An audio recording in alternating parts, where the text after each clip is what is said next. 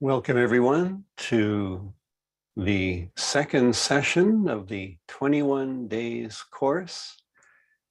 Many of you have completed the first 21 days and we hope you've enjoyed it and seen lots of changes and ways to grow, become more your true selves. So now we begin a second course of 21 days and you'll recognize it as being quite familiar. There will be presenters, guided meditations, live musicians, footsoaks, and of course, talks by the founder of Sahaja Yoga, Shri Mataji, Nirmala Devi. There's one big difference in that we'll be meeting 3 times a week instead of 7. So get your foot soaking bowls ready. If you're brand new, we get a basin, towel, some salt, and a rinse container with some rinse water in it. And we begin every class with a group foot soak. If you've missed any of the previous 21 classes, there is no problem. They're all uploaded to YouTube. They're live streamed and they're all recorded. Also, at the end of any class, you can always ask for one-to-one support in a breakout room. And we also have in our chat WhatsApp groups or even in the chat in Zoom, the ability to work one-on-one with somebody who is a Sahaja Yoga teacher. So today it'll be the program where you get to work one-on-one or in a small group with a Sahaja Yoga teacher. So today there'll be a guided meditation, a foot soak, a video talk of Shri Mataji, and then the breakout rooms. So of course, this is Sahaja Yoga. We do it just because we love to do it. You can't charge for this. So it's always free. And I'd like to introduce today's presenter, Gisela.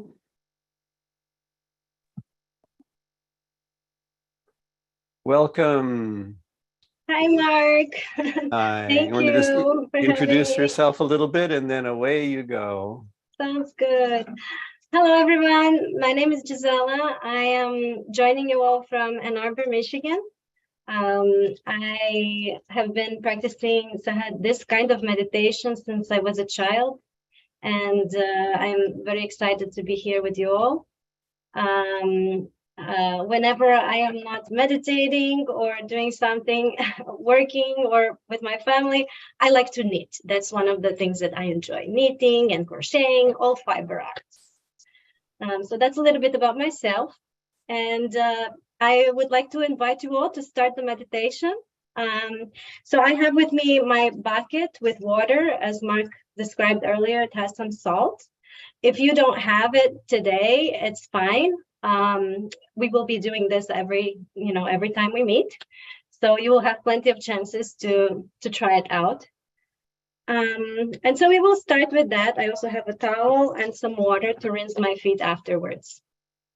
So I think we can start by raising our Kundalini and giving ourselves a bandhan. And again, if this is your first time and you're not familiar with this movement, that's perfectly fine as well. Just join along. So we'll raise our Kundalini. The movement goes inside out.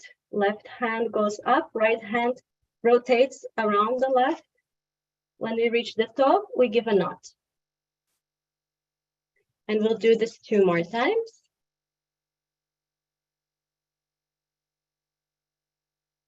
With this gesture, we're inviting our motherly energy, Kundalini, to rise within us.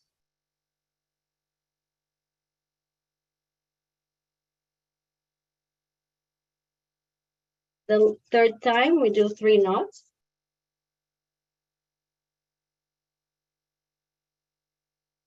And now we're going to spread this energy all around our subtle system, giving ourselves what we call bandhan.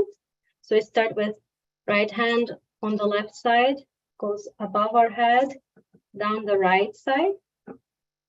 And we go back the same way, up the right, over the head, down the left. So that is 1. And we will do this 7 times.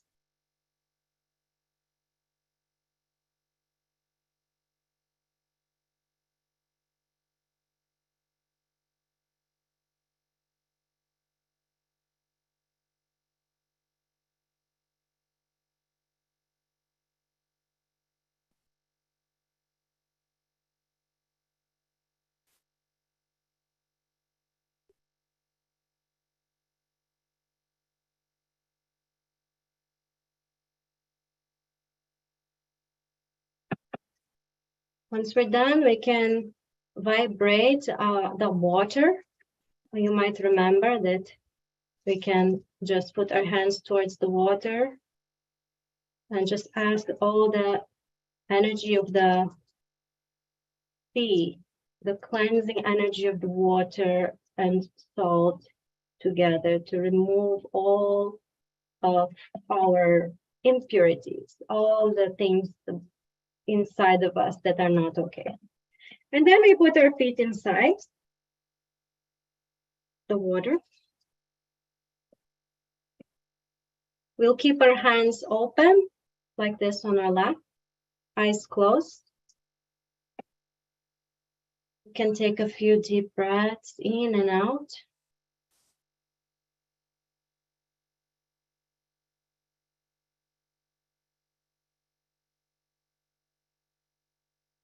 We will ask our energy to please rise within us, and we will help that with our hand. We can keep our hand in this position, but we will start from the base of our spine, and we slowly bring up along our central channel all the way to the top of the head. We'll do this 2 more times, and each time always with full attention.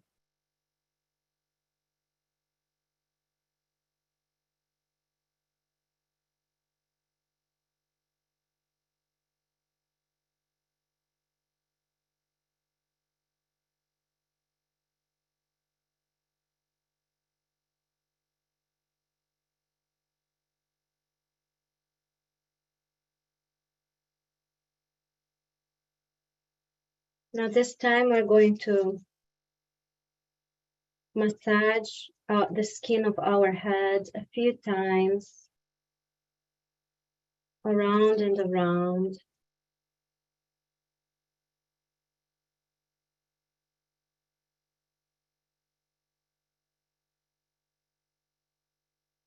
Just maintaining our attention on this last chakra, the Sahasrara chakra.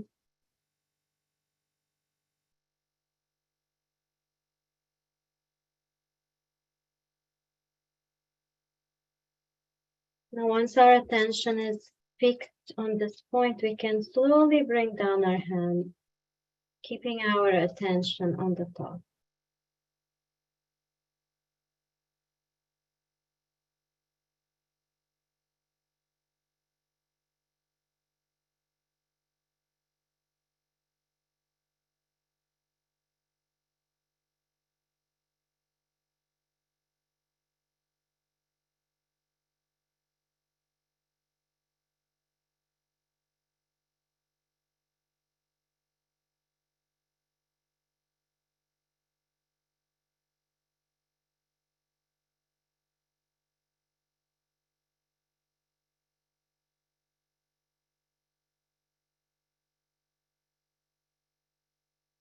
There are thoughts that start coming into your attention. You can just say, no, not this one, not right now. I can think this thought later. Right now, we will be meditating and just let it go like a passing cloud.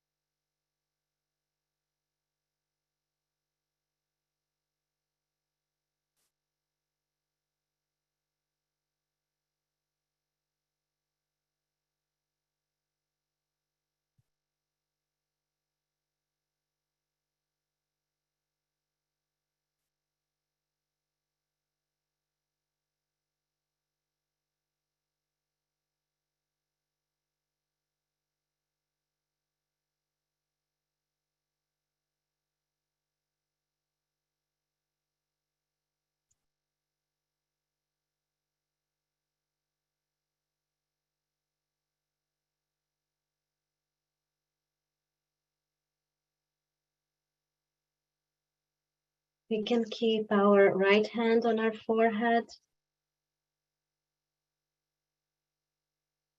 And we can say a few times, without thinking about anything or anyone in particular, we will say, I forgive. I forgive. I forgive.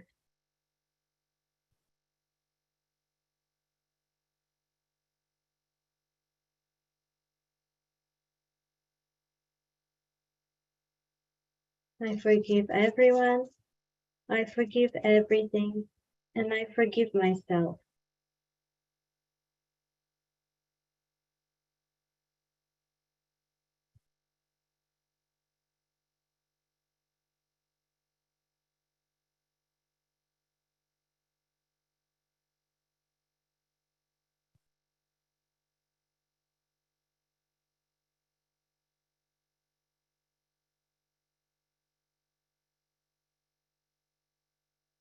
Can bring our hand back to our lap.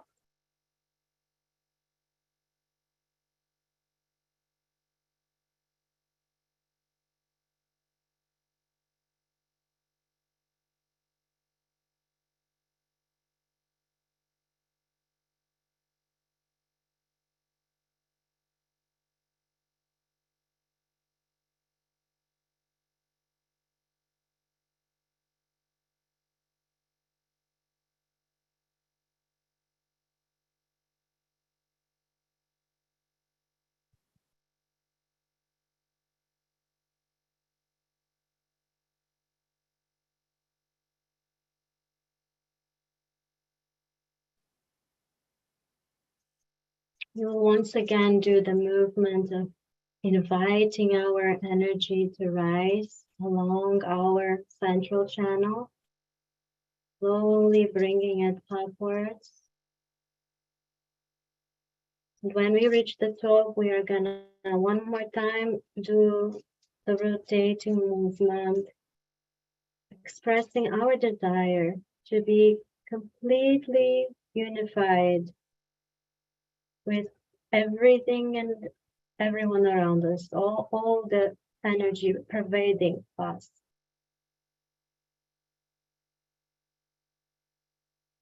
Please, Mother Kundalini, connect me to the divine power that is surrounding us every day, everywhere we go. Let me be one with it.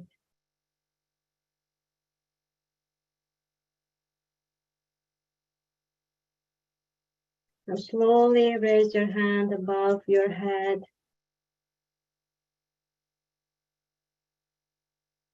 Few inches above. If you notice any soft, gentle breeze,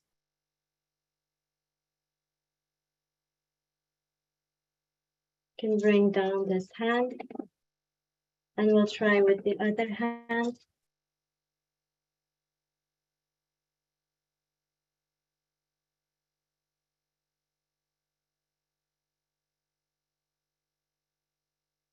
You can bring down the hand.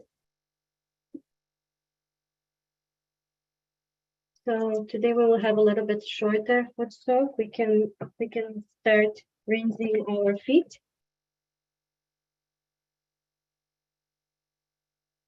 We will continue to meditate, but we can just start removing the feet from the water.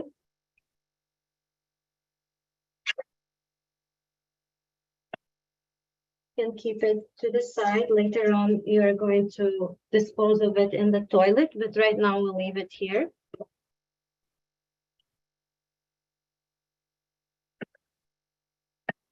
Dry your feet.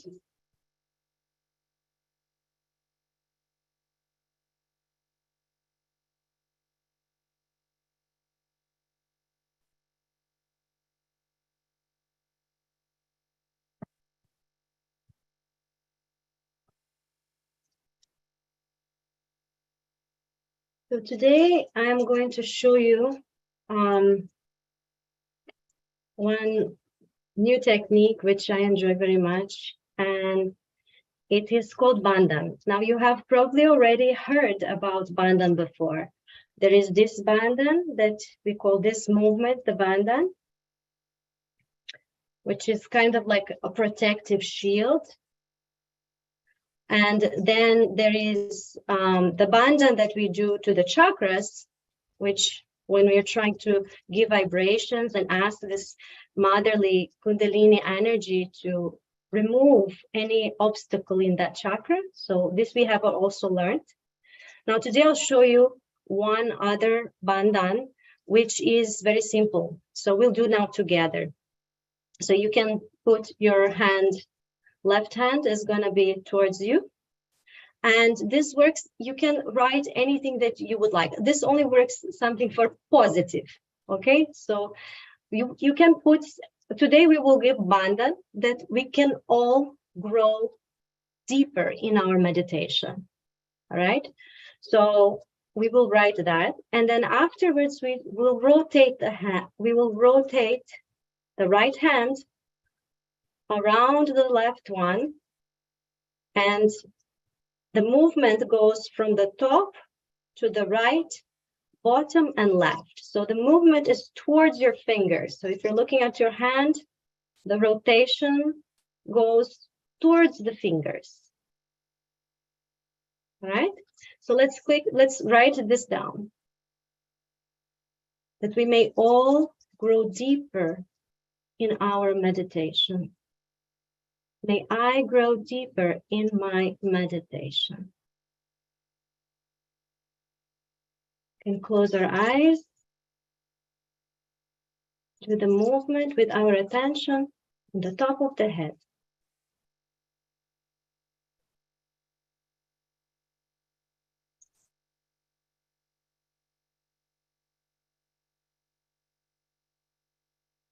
You can do this for a few times.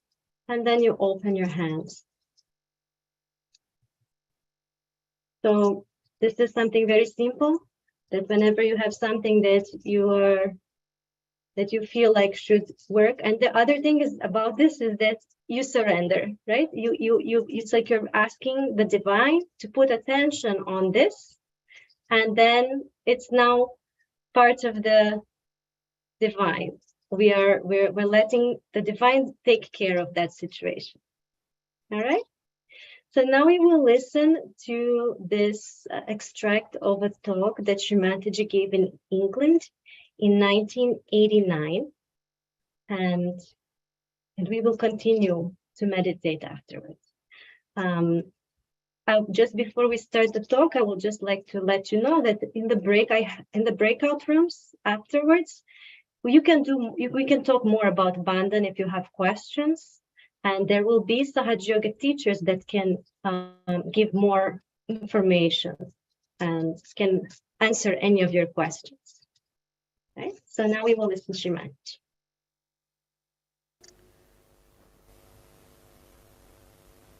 I bow to all the seekers of truth.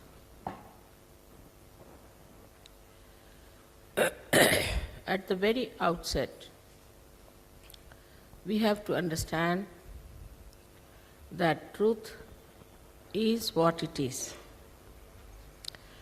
We cannot conceptualize it. We cannot organize it, and we cannot use it for our own purposes. Moreover, with the blinkers on both the sides like a horse, with all our conditionings, we cannot find the truth. We have to be free people. We have to be open-minded people, like scientists, to see for ourselves what is the truth. If somebody preaches something, professes something, says something, is not to be accepted blindfolded. As I told you yesterday, that the essence of all the religions is to find the eternal and to treat the transitory in its own understanding and in its own limitations. That's why we have lost our balance. if we are really the people who want to know the truth, we have to know that at human awareness we cannot know it. It becomes a concept. You have to have the spiritual awareness, but spiritual awareness is a state of your being, where you become the spirit. Again the word I'll say become is not artificially certifying somebody that now you have become a Hindu or a Christian or a Muslim, you become anything. Because you may be a Muslim, Christian, Hindu, anything, you can commit any sin. You can do anything that is wrong. Nothing from inside is going to stop you. So all these things have become so much outward that now there are people who have started saying there is no God, there is nothing like religion, which is not true. First of all, when we say there is nothing or there is not God, we should find out, have we been able to find out about it, or just in our ego we are saying there is no God? Have we been able to work it out to see if there is God or not? You do not judge God by the people who talk about God. Anybody can talk about God because they think there's no law that can catch them. They can talk against Him, they can talk for Him, they can do the way they like. They can even make money by talking against God and against all the prophets. That's a very good way of making money, blackmailing. But does that mean that whatever is written is a Bible? Or whatever is black and white is to be taken that seriously? So first of all, we have to be little independent, to be free, to know that if you have to know the Spirit, as they said, know thyself, then you have to know it on your central nervous system. As I can feel this is cold or hot, you have to feel the divine power which is all pervading, which is the truth, which manifests the truth because it is the love of God. You have to first feel it on your central nervous system, which is the Bodha. Now one may say that in the West we have advanced so much, all right, we have gone too far with everything. But if you see, when we started with science, what have we produced? Hydrogen bomb, atom bomb, all kinds of devils sitting on our heads. You take to any enterprise that we take, we go to extremes. There is no balance. Any mental projection is linear. It moves in one line and then recoils back, and then you are shocked. Now you have got acid rain, you produced machinery, all right. Machinery is for you, you are not for machinery. And thus there is no balance between you and the machinery, no balance between you and the science. It's just like going amok with anything that you get into your hand. And this balance you can only have when you become the Spirit. You see beautiful chandeliers here, beautifully made, but unless and until there is light, what is the meaning of these chandeliers? Nothing. In the same way, if you do not have the light of the Spirit shining in your attention, you will not know your meaning. like this instrument. Unless and until it is connected to the mains, it is useless. Unless and until we are connected to the mains, we do not know the absolute. And that's why all these problems are there. Now, when I am talking about this instrument which lies within us, one has to again know that this is the knowledge of the roots. And to know the knowledge of the roots, you have to become a subtler personality. With a gross mind, you cannot see it. To become the subtler personality, minimum of minimum, you have to know that so far you have not known the roots. If you had known, there would be no problem. But there's something has gone wrong somewhere. In every human enterprise, even in religions, that's why today we find this kind of a farce going on.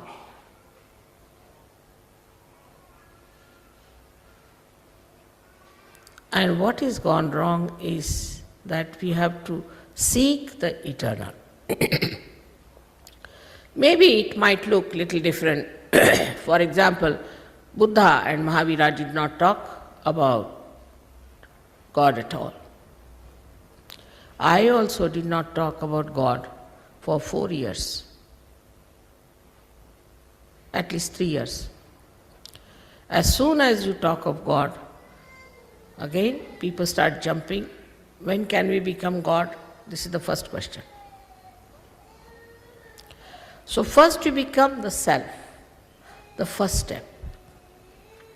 That's why they did not talk. They said first you become yourself. Unless and until you have your eyes, how can you see the colors? So first have your eyes. It is for your benevolence that you better get what you deserve. What is your own? It's your birthright as a human being to become the spirit. That is what Sahaja Yoga is. Saha means with and Jai is born. Born with you is the right. To get this yoga is the union with the divine.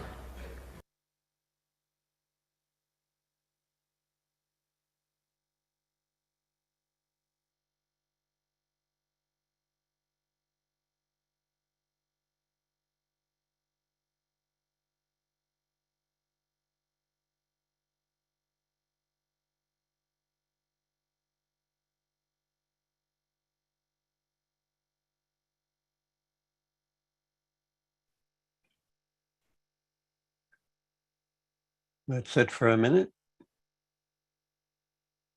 Enjoy the effect of hearing the words of a great spiritual teacher.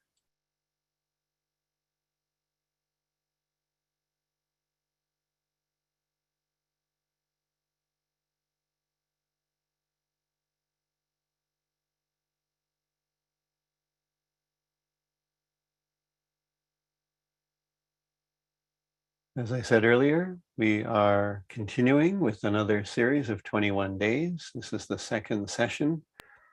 And the big difference is that we'll meet 3 days a week, Sunday, Tuesday, and Thursday, same time, same station, and also broadcast on YouTube. Now, some people would like to meditate with a group and Footsoak with a group more often than 3 times a week. So Monday, Wednesday, and Friday, same time, same Zoom link. You can join a bunch of people around the world with an experienced Sahaja Yoga instructor and enjoy a meditation with a Footsoak.